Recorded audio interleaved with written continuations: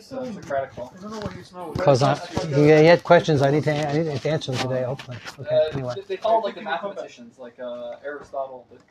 Not Aristotle. Because they thought math was like holy, and Jews yeah, also but thought math was it's holy. the Christians preserved like all the Latin that we have today from that. It was preserved by Christians. Oh, the what? Like, all the Latin works, like everything from like Plato, Socrates, Aristotle, it's all because of the Christians. Interesting. So, but they didn't like do anything with it. They just preserved it. Like archives and stuff. Yeah, the monks would copy. It was called illustration. They would copy. You guys ready to start? Books into Latin. Very interesting. Okay, it's already on? Yeah, it's on. Okay, here we go. Okay, so what we're learning the sefer called Chavot L'Havavot. I was going to give you an introduction here again. The duties of the heart. We're learning the third chapter. The third chapter is called Serving God. Avodat Elokim. Okay, and what we've learned so far is, the first thing we're learning in this chapter is about what motivates a person to serve God. What's the motivating source? How do you get motivated? To start keeping the Torah, to do the mitzvah, to serve God? That's the question that the Chavos Levov asked. And his answer was that the primary source of motivation is a sense of gratitude, giving back. When a person realizes that everything he has is from Hashem, and all the good things he's even getting from other people, that they're also their sources in Hashem, right? And that Hashem is so, he wants to do good, it's pure, he's not getting anything out of it, he's not doing it for ulterior motives. Hashem made the world, made us in order to do good for us, and we're getting that good. He's giving us life, he's giving us relationships, he's giving us ability to be creative and to be giving ourselves, and all those things come from Hashem himself. So then when you realize that you're getting so much, so then the natural response is going to be that you want to give back. And how do you give back to Hashem? So basically you start doing what he wants you to do, which is the Torah and the mitzvot, and you start perfecting yourself in that way, which is what Hashem wants from you. So you give back in that way. That's how the Chavot Levov gives an introduction to this chapter. That the main way of motivation, of getting into Avodat Hashem, is through the focusing on what you're getting good, and the gratitude that comes out of you naturally, relatively, will motivate you to serve Hashem. Okay, and now what he's saying now as he starts, as we learned already a little bit, we started this first part of the actual chapter after the introduction, and there he says that even though the main source of motivation is going to be, like I said, gratitude, we need another way also. That's not enough. You also have to be motivated from the Torah itself. So it's a little confusing because the Torah is the goal. In other words, you're motivated to serve Hashem through the Torah, through gratitude. But then the Chavos Levov says you need another source of motivation as well. So that's also through the Torah. So in other words, the Torah is going to serve two roles. It's going to be our ultimate goal of keeping the Torah, learning the Torah, serving Hashem through the Torah. But also the Torah is going to be our source of inspiration and motivation as well. Like doing the mitzvahs and learning Torah is also going to be a source of inspiration. And it's not sufficient, the Chavos Levov says, to find that intellectual inspiration that brings out gratitude and will motivate you to serve Hashem. That's not enough. You also have to habituate yourself in doing the Torah and the mitzvot, and that's going to be an additional source of motivation. Okay, and we're going to explain all this. It's a little bit complicated, but that's the idea here. And then he's going to say 3 reasons, basically, why you need the Torah as well. So it's really interesting that what he's going to say here, he sort of, as he goes further in the chapter, he sort of prefers the thing that comes out of us naturally, like as a source of motivation. This internal motivation is many ways higher. In some ways not, but in many ways it is. But nevertheless, it's not sufficient. You need to keep the mitzvahs and do the Torah and learn the Torah as another source of motivation as well. Okay, and then he says 3 reasons. So I'm just recapping also what we said last week. So, because why do you need also the Torah as well to motivate you as well as your own intellect? Because basically he says because the intellect, there's 2 parts to a person. He describes a certain duality in a human being. That we have this lofty intellect, which motivates us to do all kinds of good things, like to give. When we talk about the intellect, he means like a deeper the divine mind. You could put it that way. That it motivates us to be givers, to be loving, to want to serve Hashem, to all kinds of good things. And then we have a different aspect to ourselves, which is more the called the taker, and it's more the, it's the drives of the person, the set of drives. Tanya calls that the nefesh bahamit, the animal soul, which means that we have in ourselves all these drives to do things like get what we want, to build ourselves up, to compete with someone else who's getting in our way, and it's all about me. It's about me thriving and prospering and getting what I want and building myself up. So that's a very strong drive inside a person. So we have both. We have these two opposite inclinations inside us. We have the drives which drive us for self-preservation and self improvement in the physical sense. And then we have the other side, which is the spiritual side, the intellectual, spiritual side, which wants to do all kinds of spiritual good things. Okay, so those two things that's a duality the human being has. That's what he says, the Chavos HaLevavos. He says partly the reason why we have this lower self, these lower drives, is to perpetuate the species. He says that, just like scientists would say. In other words, an individual dies, but the species has to be preserved. So therefore we have this preservation instinct. We have this instinct in us, or these drives inside us, which make us constantly push forward in our own survival, all kinds of ways. We procreate and we eat and we pursue those things with a very strong inner drive. Okay, so those two elements of the person, they hit against each other. Okay. So he says, and when he talks about intellect, he doesn't mean logic in itself, because logic could be used in all kinds of ways. He doesn't mean the brain. He doesn't mean just the brain, which has this computer ability to make calculations, because that could be used for the lower soul or for the higher soul. But when we're talking about a higher soul, oh good, I was waiting for you to come in. Yes. Yes. Okay. So when you're talking about the higher soul, he means that there's a pure intellect, the kind of intellect which connects with ideas which are not self-serving. Okay. Which are lofty, inspirational ideas. That's the pure intellect. So we have this pure intellect, which is very, very inspired and wants to give. And we have the set of drives, if that's the lower soul, you call that, something like that. The two come into conflict. So he says like this. Now we want to motivate ourselves to serve Hashem. We want to find motivation. So he says, if you wait for the higher motivation, which comes from the pure intellect, so you're going to have a few problems. And the first problem is that this higher, pure, abstract intellect doesn't come into the person until he's on in years. Like a child doesn't have that. Children are completely self-centered. They only want to have a good time. That's all they want. They want to enjoy life. They want to eat, drink, be merry, And if you want to raise up a happy kid, work it out that if he does good things, he'll get what he wants. You know what I mean? And if he doesn't do good things, then he won't get what he wants, and so he'll do good things. But not because he wants to do good things in an abstract sense. He doesn't know what that means. When he gets to be a bar mitzvah, then he could start to know what that means. And then it could take a while, then you have the teenage years. And so it could take a good while till a person could make this calculation that he wants to give back to Hashem. That comes from the pure intellect. That idea is foreign to children and to young people also, in many cases.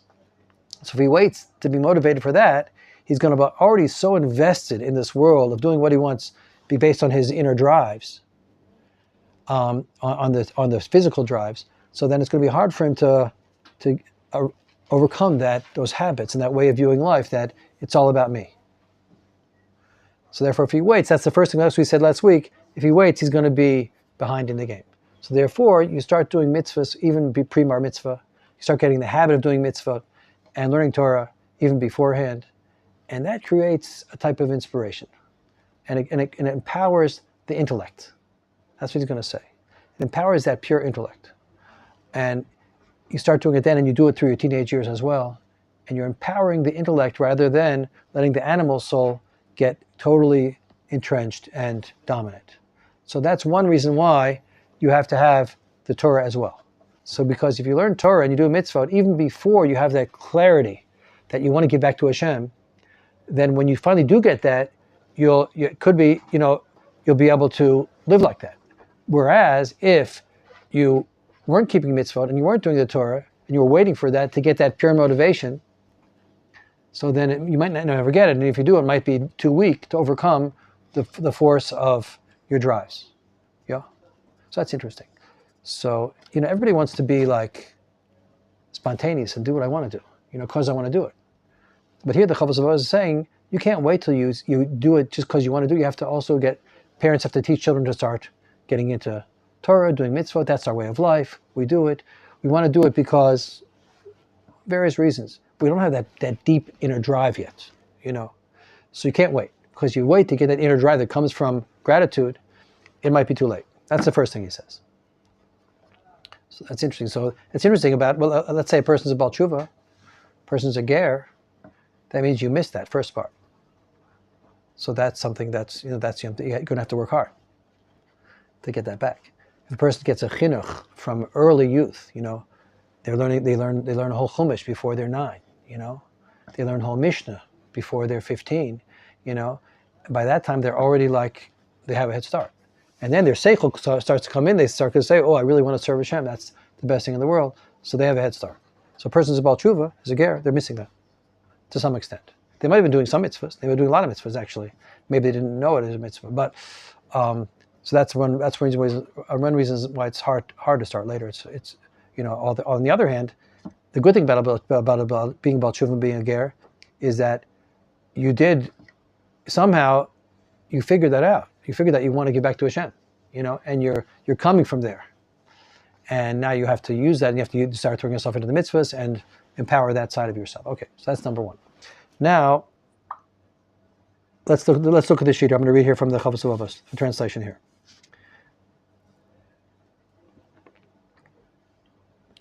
The second of these three aspects is that the intellect is a spiritual element.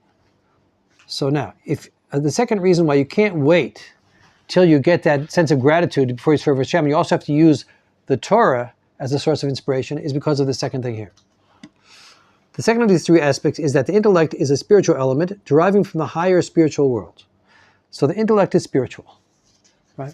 So it doesn't mean the brain, because the brain is like a computer, So this intellect doesn't mean the brain. The intellect works through the brain. And the intellect is the mind. The intellect, we could call it the mind also. It means that's the ability to think abstractly, the ability to think about ideas of compassion, let's say. That doesn't come from a computer. Love, let's say. All things don't come from a computer.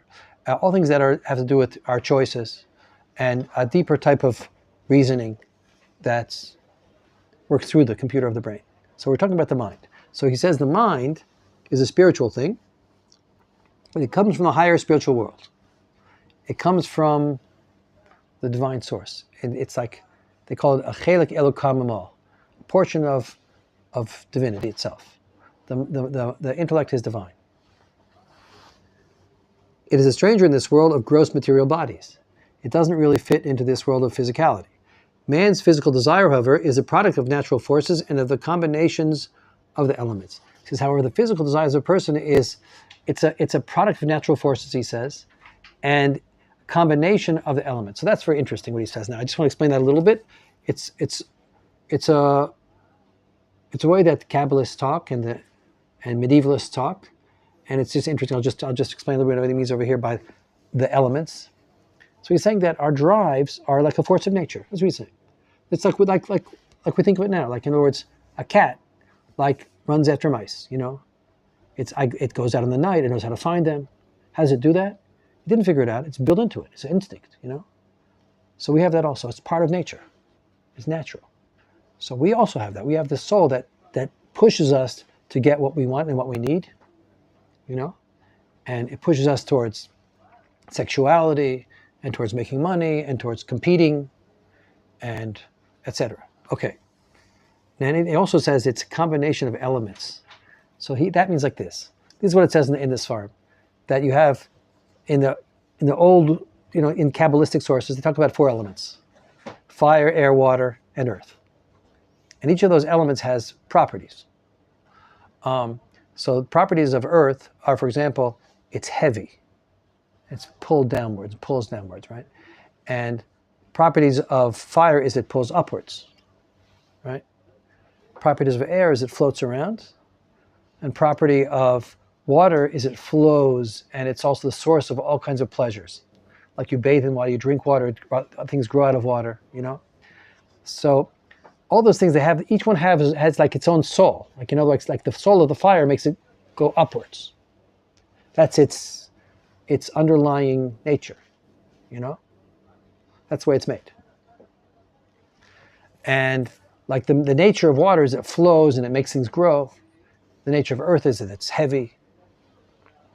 And so they're saying that our soul has all those kind of inclinations. We have an inclination towards like fiery one, like we pick our, like of egotism, like we pick ourselves up.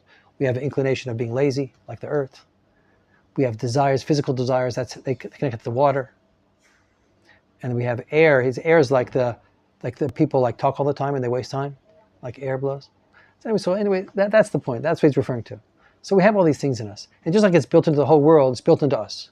Just like fire goes up, human being has egotism.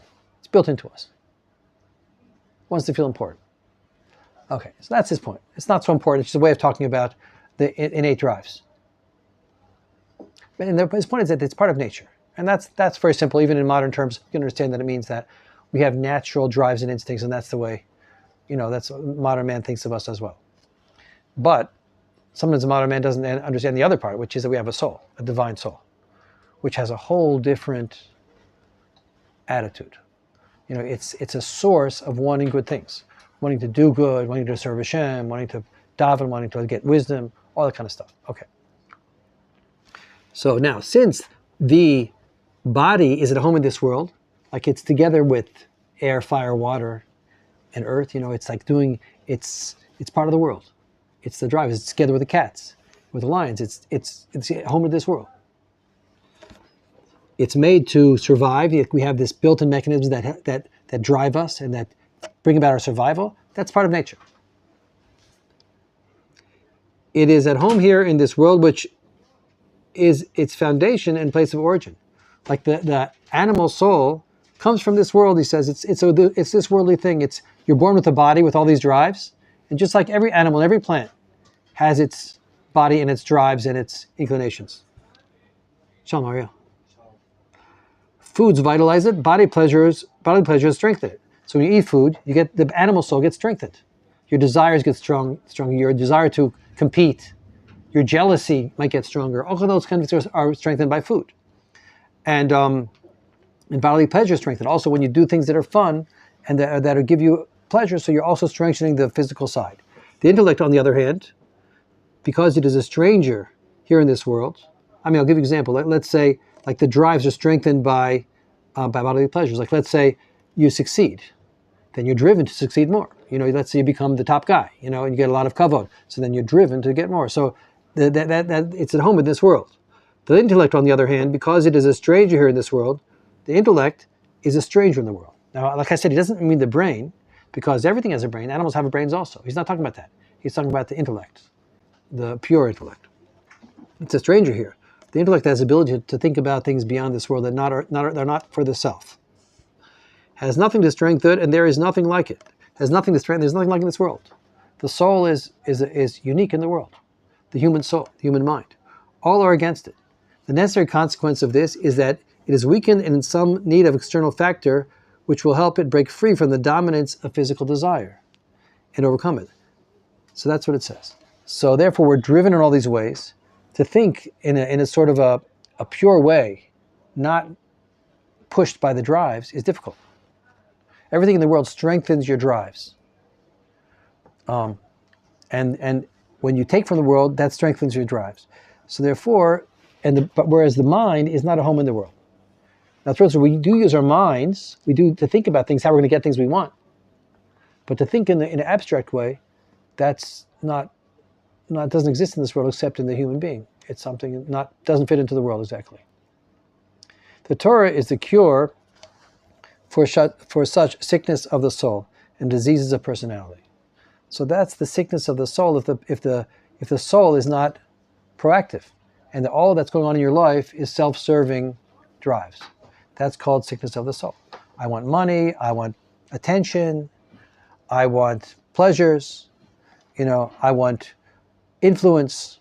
So all those things are part of a human being. But if that dominates, so that's called sickness of the soul. Because what about wanting to give? What about wanting to do chesed? What about wanting to serve Hashem? Okay, so those things are if they're naturally pushed down because they don't fit in this world. This world doesn't bring them out.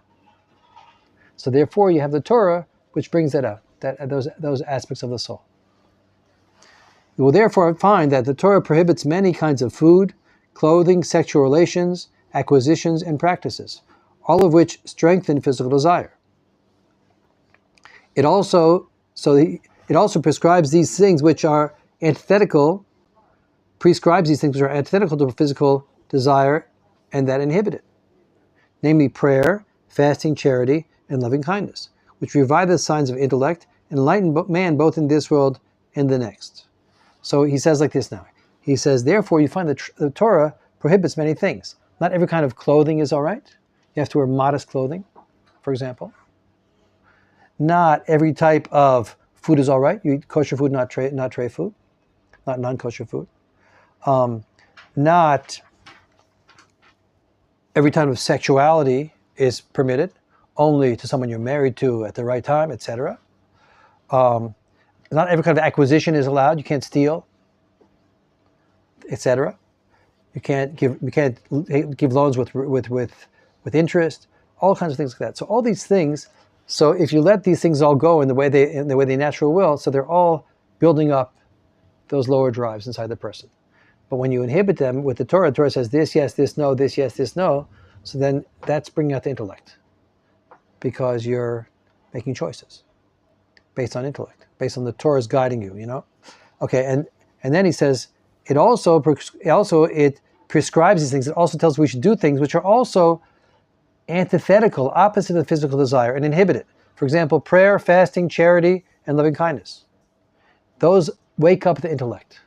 When you give prayer, when you daven, so you're arousing your intellect. There's something bigger than me getting what I want. It's about what does Hashem want? What's important for the world? When you give tzedakah, you're giving away the thing which you could build yourself up with. When you do chesed, so again, that brings out the intellect. It's fascinating idea, because you're going against the natural drive to just do for yourself, by yourself. Okay. As David said, your work is a lamp to my feet, a light on my path. Your word guides me. It's a light. That means the Torah guides us towards waking up the intellect. And as it says, for the commandment is a lamp and the Torah is a light. It means it lights up the intellect. Light is compared to understanding, because when the light's on, you can see, same thing, the understanding is compared to light.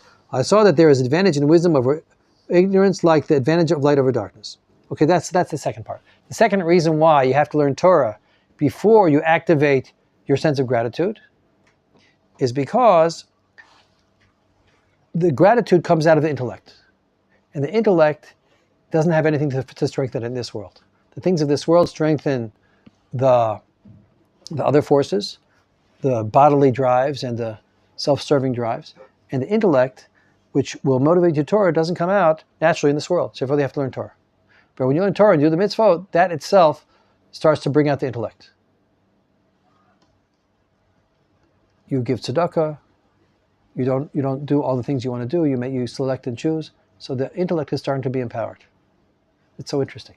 Like, we think the intellect is empowered by going to college, by going to grad school. Not necessarily. That's not the intellect we're talking about. If you're just going to college, going to grad school in order to make a lot of money and get what you want, so then we're not talking about that kind of intellect.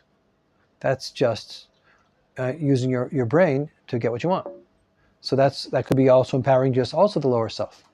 Whereas if you, at least in some ways, if you eat kosher and you give tzedakah, so that's empowering the intellect. You're starting to pick and choose which things which ways you're gonna channel your drives, which means that you're aware that there's something else inside you, the soul. Okay, the third aspect is as follows. So the third reason why we have to have Torah as a motivator together with gratitude is the following. Physical desire is constantly engaging and nourishing the body. It works without let up day and night. The mind, on the other hand, is used only to complement the gratification of the body. Now, it is well known that the organs of the body are used steadily in a natural way. That when the organs of the body are used steadily in a natural way, their condition improves and they function better. When they are infrequently used, they deteriorate and perform poorly. The necessary consequence of this is that the physical desire grows strong because it is exercised constantly, whereas the mind is weakened from lack of exercise and employment in its natural function. So if you just go through life without Torah, what's going to happen is you're constantly using your body, and whatever you use gets reinforced. Something you don't use atrophies, as we know, right? If you never walk, so then your feet get weak and it's hard for you to walk, you know? So therefore, and what we do in this world, we eat and we drink and we get gratification, and we sleep and we do all the things from this world, and that strengthens the lower soul. Whereas the use of our intellect, mostly we use that also in order to get what we want. Let's say we go to make money, we do things to get what we want. So then, but the pure intellect is not being enforced, it's not being strengthened, it's not being used. Therefore, we need to learn Torah in order to keep to bring out the intellect shouldn't atrophy. Hence, there was an urgent need for the exercise of something intended not for the use of man's physical organs or animalistic drives, but for the use of the intellect, free of domination by physical desire. Therefore, we need something which will use the person's intellect not for the sake of physical. In other words, just going to become an engineer is a great thing, but it's not bringing out the pure intellect. It's allowing him to get him to feed himself and to serve himself. So it has to be something which exercises pure intellect. What's that going to be? So therefore, this is the Torah, which strengthens, purifies, and illuminates the mind, which studies it, and drives away from man the ignorance which shackles his soul, prevents him from seeing things as they truly are, and putting them in their right place. As it says, God's Torah is perfect, restoring the soul. God's testimony is sure, making wise the simple. God's precepts are just, rejoicing the heart. God's commandments is pure, enlightening the eyes. So he's like this, when we learn Torah, it's nothing about getting ahead in this world, serving yourself, serving your needs, your drives. There's nothing in the Torah about that. It's all pure intellect. Like, why do you put on tefillin in the morning? You know, you have to put on tefillin in the morning. Why put on tefillin in the morning? Because that's the way of serving Hashem. Because it talks about going to Egypt, you know, and from that we're remembering that Hashem runs the world, etc. So that's pure intellect. So when we do these things, we're cultivating our pure intellect. Whereas if we don't do them, we're allowing the animal drives to take over. Yeah. Rob, question. So, I would argue if the intellect is the right word for it, because maybe I don't know what's intellectual like about putting on tefillin. It's contrary to intellect, actually. I would want to put on tefillin for prayer. Okay, that's a good question. What's intellectual about tefillin, right? In other words, it's more spiritual. But what's the meaning? right. So because it's spiritual, because this. It's a spiritual. But what is the Yeah. No. What is the? Why do you wrap it in Iran? It's a mitzvah. Why? Like the Torah commands. But Yeah, what does spiritual mean though? What's the symbol? Question What's the symbology of it? like I think like Yeah. it's logic. Yeah. What is logic about putting on tefillin? Okay. What is the symbology of wrapping in Iran? What's in the your- logic? What's the symbol? What What's does the it mean? logic? Intellect is logic. Yeah, What but do you- why what do you why mean? leather? Why a box? Why that specific? Like it's not a. Right. But I think we It's a can. spiritual reason. No, I see what he's saying. Though there is The symbology. Okay. symbol Also, is to- you guys, is to symbology is not a have- word. The symbol is to Right. have your Symbolic. thoughts and your actions directed to good deeds. Of course, now I understand. So it's spiritual, but it's something that you're exercising your brain. So- it's not Yeah, there's that's no physical. The intellect is also spiritual. Yeah, exactly. It's But there's a difference between. Okay. It depends on your semantic standpoint. You can understand like we exist physically, and so we have physical needs. But if that in the parallel, or like the parallel to that in the spiritual sense would be our intellect. That your intellect doesn't exist. Who you are as a person doesn't exist in this world. You have your body, you have your physical needs that exist in this world. Your thoughts and who you are exist in the spiritual world. So your intellect is your spirit. Let me try to give a succinct. Let me say something here, guys, please. I would say like this, just on one foot, that when you put it on tefillin, you're not doing anything practical. That's for sure. It's not going to bring you food. It's not going to bring you, and it's not going to make you, the prime minister. It's not going to do anything like that, right? And now you might not understand so much what it is. You might not have you're not be thinking a particular idea as you're putting it on. I mean, if you are, that's good, but you're not necessarily. So then what has it got to do with cultivating the intellect? So the idea is like this: that there is in it very deep ideas. There's Hashem's thinking, is behind this, which so as you're doing, you're connecting to that idea, and you know that it's got the four parshas of the Torah in it, and you're binding it around your arm in order to serve Hashem with that. And those ideas it's speaking to your deeper understanding, which may not be conscious of so much, more or less. But in other words, you're going to the world of intellect. That's where it's bringing you. It's definitely not practical. You wouldn't do that if you were in a world of serving your drives, right? That's his point. It doesn't get you anywhere. And that's why people have a hard time understanding what we're doing, Why should I put into tefillin? And the answer is, and not only that, I don't even know what it means. The answer is, you don't know what it means exactly, but that the depth of meaning is there, and as you do it day by day, you're connecting to that meaning on some level, and it could open up for you more and more as well, the sense of what that means. But it's like just a tool which you can use it for physical needs and all. But spiritual doesn't mean, it's not like I put this on and there's some kind of a direct event that happens without thoughts. It has to do with ideas. Yes, of course, but we use like our intellect instead of like going to work, do whatever we have to do for work. We use it to pray or to work film. Right. That's how I understand it. Like the intellect, it's a tool we can direct. But there's two things. Okay, but there's two things. There's a brain. There's a mind. So when he says intellect, he means the mind. He means the brain is the computer. The brain can be used for everything. Whatever you put into it, that's what, just like a computer, whatever you program in, that's what it's bringing out. Same thing, the brain. Whatever you put into it, that's what's coming out. So what do you put into it? Who's putting into it? The mind. Our mind, we're making choices, and so that's what we're talking about. Cultivate that mind. And he says to cultivate that mind, it doesn't happen by itself. It's sort of like, that 1 second. The third aspect is that we're saying here that the mind, if you're always doing things which are cultivating the drives, you're eating, you're drinking, you're making money, you're getting attention, so that's cultivating the other. That's not called the intellect. But the intellect is when you start thinking about what's life about, what's important, what's ultimately important. That's intellect. So the tefillin are going to help you with that. Why are you putting tefillin every day? Like, could you explain that as far as furthering your own personal agenda? You can't. So it's bringing out that intellect. Okay, so going further. What follows from our discussion is a necessity of arousing man by the way of the Torah. Therefore, we need a Torah, which includes commandments called for by the intellect and those which have their origin in revelation alone. Some of them we understand right away, and some of them they wouldn't have come to us not for being revealed in Sinai, so that he may rise to the service which is incumbent on him by the way of rational demonstrations. Eventually, we're going to realize logically we should be serving because we have this debt of gratitude.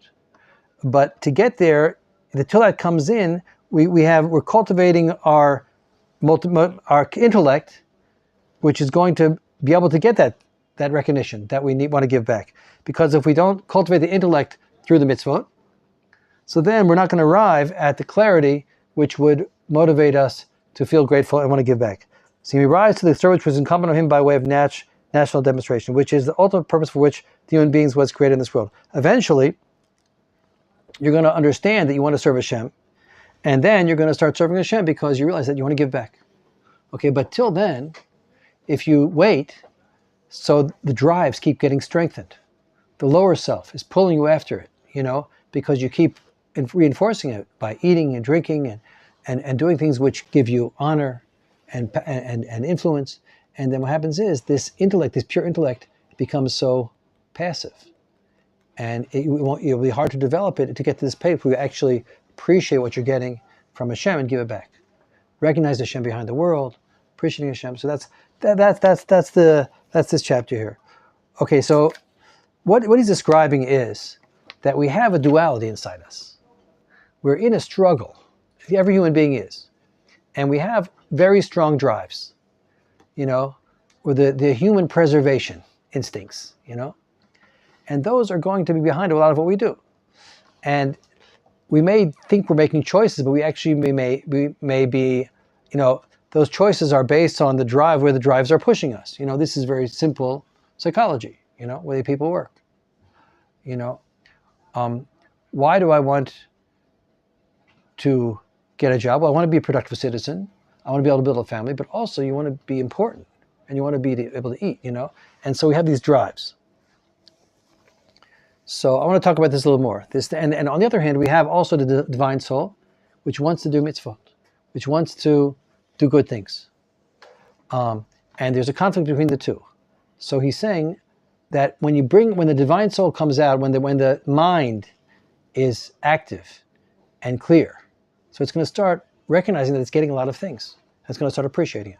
That'll be motivation. But that takes a while, and we want to preserve that potential to happening by doing the mitzvot.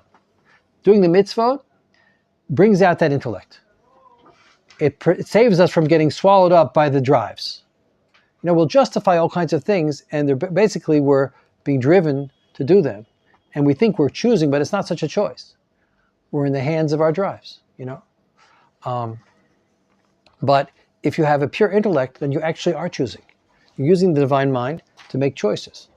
But the problem is that intellect you want to make sure that it doesn't get submerged and taken over by the drives. Now look here, I brought two sources from Pirkei Avos. Look at that other paper. Rabbi Kafar Omer. Hakina b'tava v'kavod motzin et ha'adam min ha'olam. Three things, famous Mishnah. The desire and the honor. Jealousy, desire, and honor bring a person out of the world. So these are the drives of a human being. These are the preservation instinct. I have to compete to stay alive. If someone gets in my way, I'll be jealous of him. If someone is succeeding and getting a lot of honor and a lot of success, so maybe I'll be jealous of him. I'll push him away because I want the honor, Or also I want kavod. I want people to give me honor. We're driven by these things. We want to feel important. And taivas. We want all our needs to be met. So these things will push it out of the world. Because that's not what a pure person really wants to do. It's the lower side of the person. If he goes and he's pushed by these things, and he's given over to these things, he'll be driven out of the world. He'll fail as a person, because that's not the essence of a person. Look at this next mission. When a person's a child, these are what's going on. He's jealous of the other kids. He's jealous of his siblings. He wants to eat and drink and get what he wants. He wants attention, especially. He lives on attention. A child. You have to give him lots of compliments. You have to encourage him and be loving to him. And then he'll do things. But when he becomes an adult, then it comes in the intellect, the pure intellect, and there's another aspect of the person. Now look what it says in this Mishnah here. Benzoma Omer, Ezeu Chacham. Who is a wise person? Halomed Mikol Adam. The person that learns from everyone else. Shnemar, Bikol Malamdai Hiskalti Kedotecha Sichali. I learned from all my students even. I learned from every person. Because your mitzvahs were my conversation. So that's a wise person. People think a wise person is someone who knows a lot. The Mishnah says it's not. A wise person or someone that is recognized as wise. The Mishnah says that's not a wise person. A wise person is someone who pursues wisdom. He knows he's lacking wisdom. He's pursuing wisdom. He'll learn from everyone.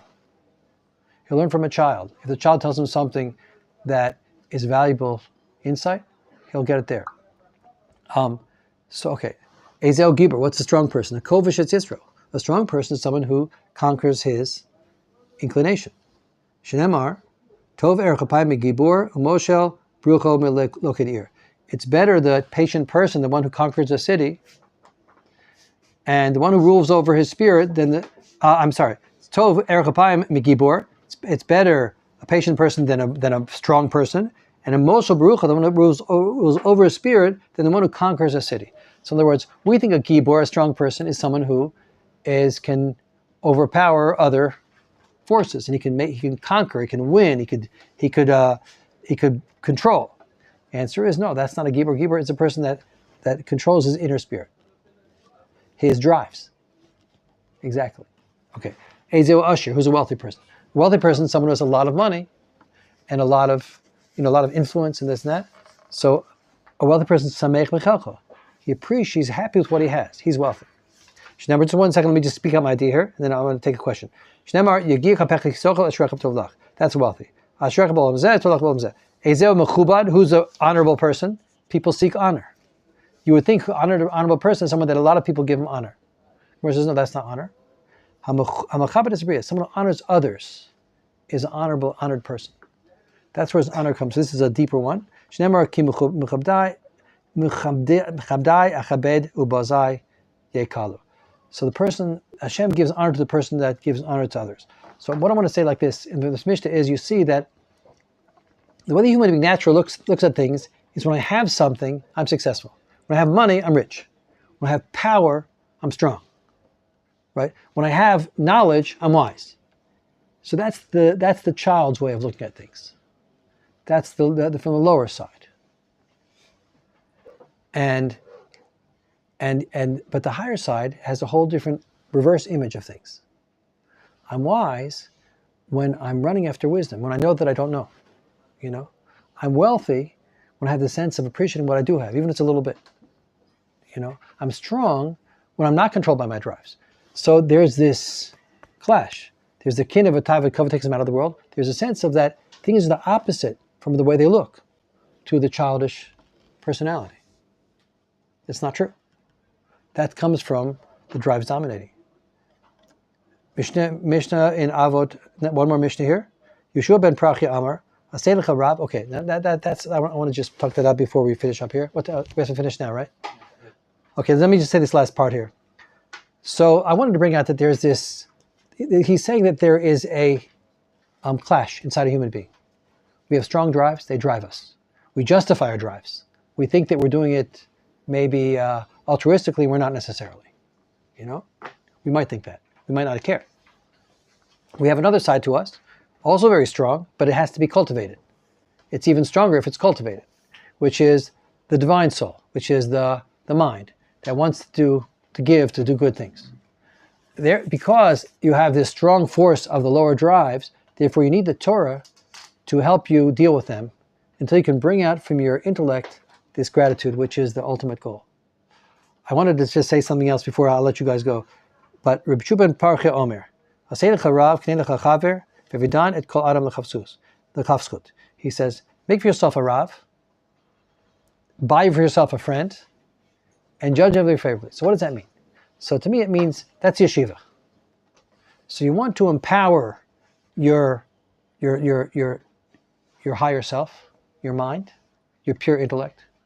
You want to get it, bring it over that lower drives which are confusing you and get in your way. So how do you do that? You go to yeshiva. Find somebody who will guide you how to learn Torah. And because you yourself, you have this inner struggle within yourself. How are you going to win? What's going to make you win? So what's going to make you win is you go to yeshiva and you get the guidance. You have the shiurim, and you have the Beis Medrash, and you have the people that you talk to and the people that teach you. And so that's Aseh Lecha Rav, means he's going to guide you how to empower that divine aspect of yourself. He's going to bring you into the Torah and help you do that. Make yourself a friend. Buy yourself a friend. Do something for him, so be your friend. Take him out to lunch if you have money, Do whatever. Make yourself a friend. Why? You're going to be around people who are like that. When people around you, good friends. People that are going to bring you in the direction of bringing out the divine soul. People that are interested in that. And then be friendly towards everyone. That just means you're going to be in this attitude of getting above your own personal self-preservation, self-interest, and have Seir Panim Yas for everyone. So this is like an eitzah. I want to bring this also, that okay. So the Chazal is saying you have to learn as well as use your intellect in order to find inspiration. We want to be motivated. I just pointed out that here is a tool that's empowering us. You make yourself Rav, you take guidance. Because you yourself, I'm going to explain a little more. If you do it on your own, sometimes we don't know where it's coming from. Is it coming from my desire for honor?